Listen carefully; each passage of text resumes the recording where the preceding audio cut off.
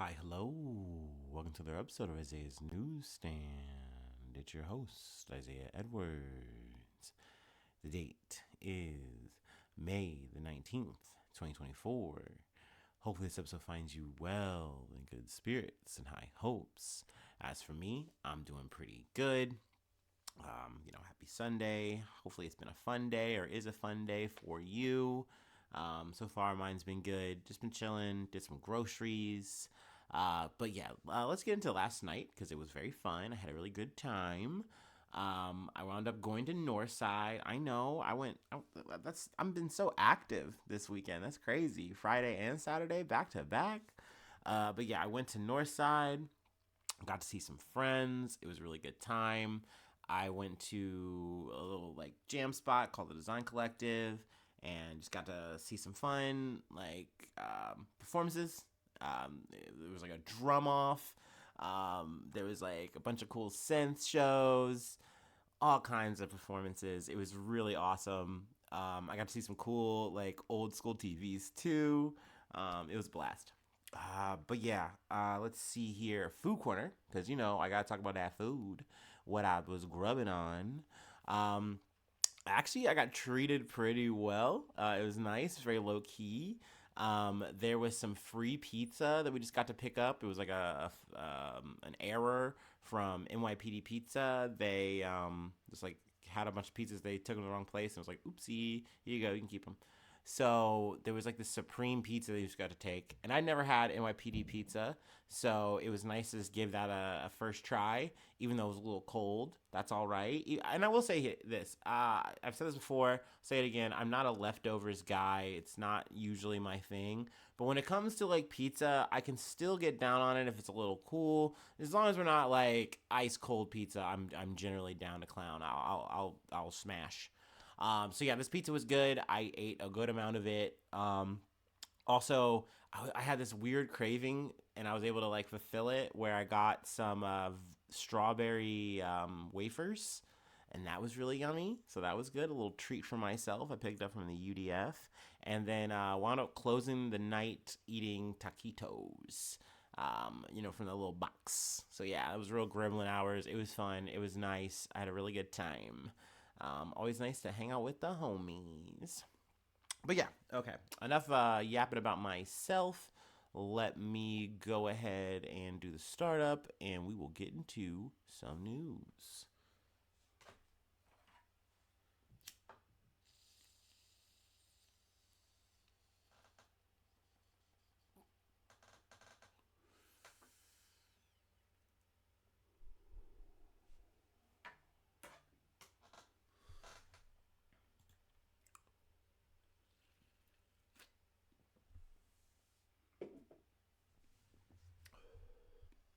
All right.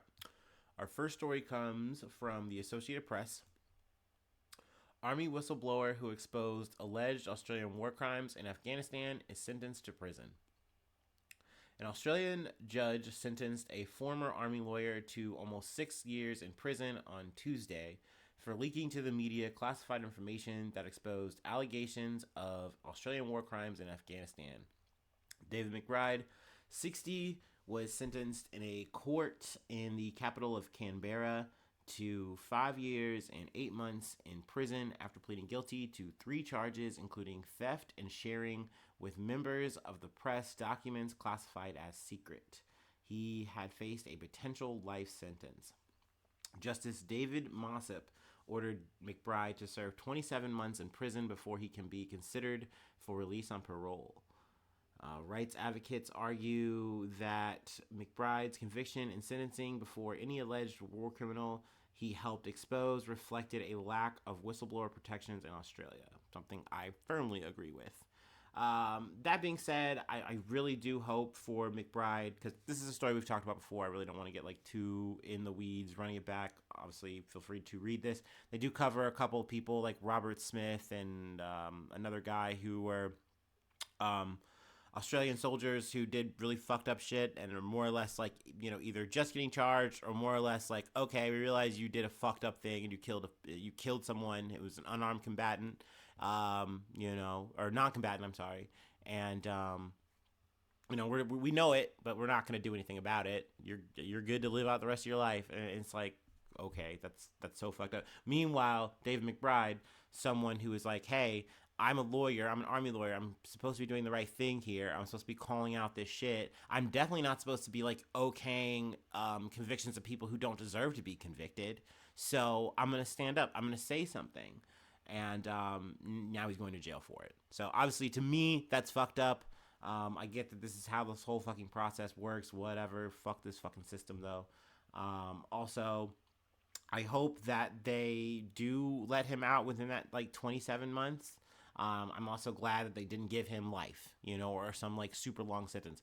But it's also worth reminding that he's 60 years old. Like, he spent time in exile away from his family because he didn't obviously want to go to jail for doing the fucking right thing. You know what I mean? So, I mean, it's a shame that he even has to go through this shit at all. But I did want to make sure I got the update. I know I'm coming in a little bit late with it, but better late than never, right?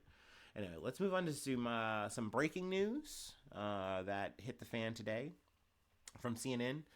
Helicopter carrying Iranian President Raisi crashes. Oh, there's a burp. Excuse me. Local media reports. A helicopter carrying Iranian President Ibrahim Raisi crashed while visiting a northern region, and his condition is currently unknown. Iranian state news agency IRNA reported Sunday. The aircraft, which was carrying Foreign Minister Hassan Amir Abdolhanian, came down in East Azerbaijan province, and emergency crews have so far been unable to reach it due to foggy conditions, IRNA said.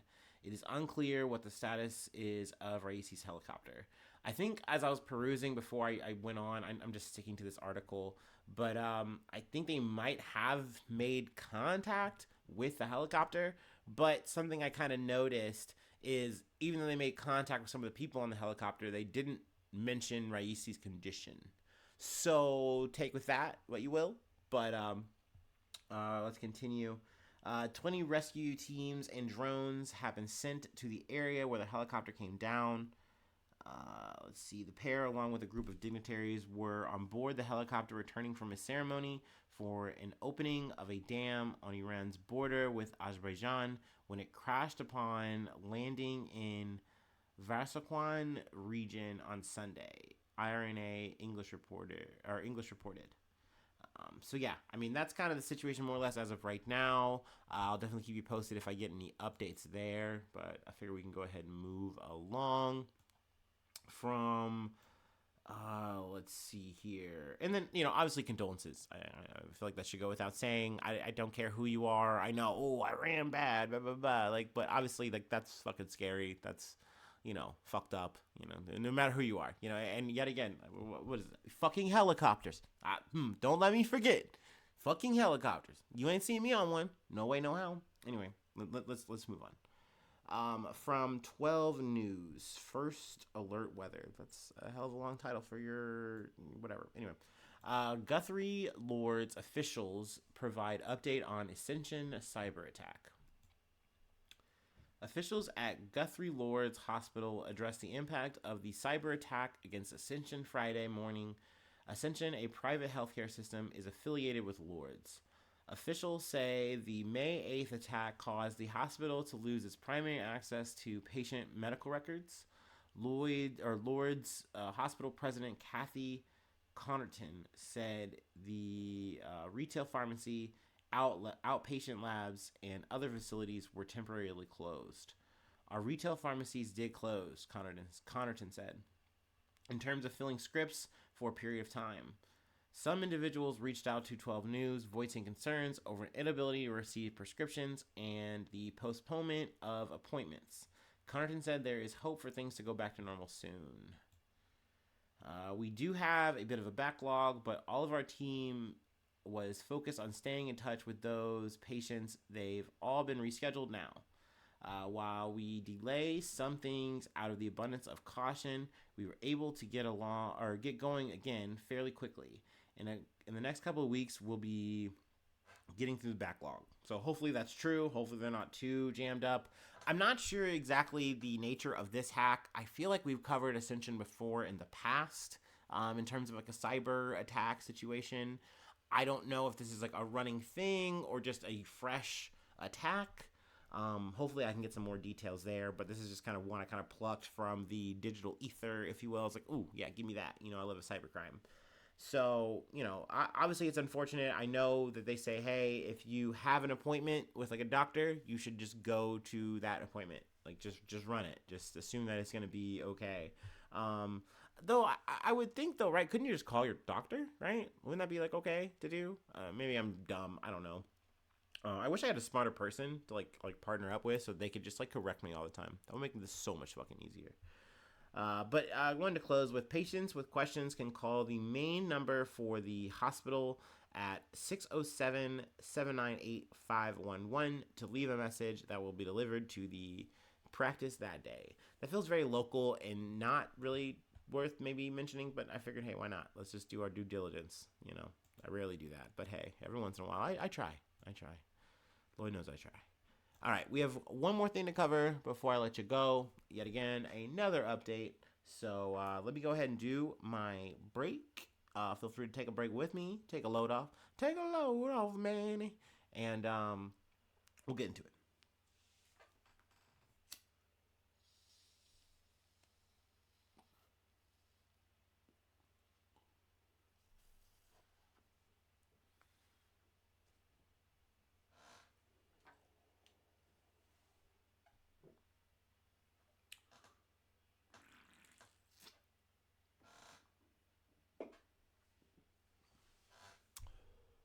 All right. All right. From Deadline. Steve Buscemi's alleged assailant arrested and charged in NYC. A man accused of randomly punching film and TV star Steve Buscemi has been arrested and charged, according to the New York police. NYPD identified the suspect as 50-year-old homeless man Clifton Williams. He is charged with second-degree assault. The crime is a Class D felony and carries a possible sentence of 7 years in prison. Assault in the second degree is also classified as a violent felony, and a judge is required to impose a minimum sentence of 2 years. I think it's also worth adding, and I mean, I think it kind of makes sense if you kind of look at the situation, but you don't know without context, of course. You can just, wildly assume whatever the fuck you want in these situations, I guess. But this guy, like, because I excuse me, had heard, like, one headline where it was like, oh, that apparently he had been seen like whispering to himself before the incident took place where he hits Buscemi. But apparently like this guy had like mental health issues, and I'm sure that played a part in why he was motivated to do this. He did have the wherewithal though to realize like, oh, clearly I'm maybe a known figure now, and like he like winds up like shaving his face, trying to change his appearance. But yeah, they did wind up apprehending him. Obviously, it's very unfortunate that Steve Buscemi got fucking hit and fucked up, but I'm glad that he's okay, for one. But, obviously now, looking at the situation, you have a person who's homeless and without means and fucking mental health issues, and now they're just going to be, thrown into the system. I don't know. I don't have details on Clifton Williams, but, that's never good. That's never, something I enjoy or relish talking about. But, yeah, definitely wanted to give you the update on the Buscemi Gate. I mean, that's not Buscemi Gate. I feel like Buscemi Gate would be if he did something bad, and he's fine, he's good, he's so far blameless and pure, and I want to keep it that way. But yeah, the Buscemi situation that took place. So yeah, there we go. We'll go ahead and call it for today. I feel good leaving it there. Thank you so much for tuning in. Thank you so much for being a friend, and hopefully I see you soon for some more good news. I love ya. Bye-bye. Mwah.